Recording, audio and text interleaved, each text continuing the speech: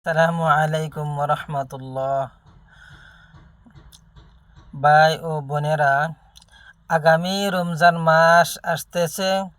এই রমজানের রোজা আমরা সবাই রাখবো ইনশাআল্লাহ।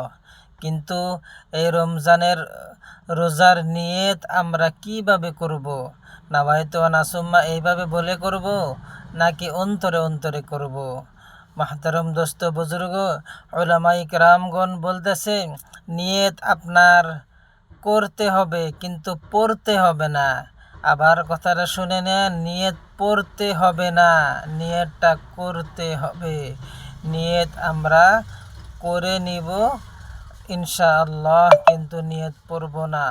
উলামায়ে কেরামগণ বলতেছেন, আপনি যে কোনো কাজ করেন না কেন, ইনশাআল্লাহ আপনি অন্তরে অন্তরে যে নিয়তটা করে যে কাজটা করবেন, আপনার সেই কাজ হয়ে যাবে ইনশাআল্লাহ।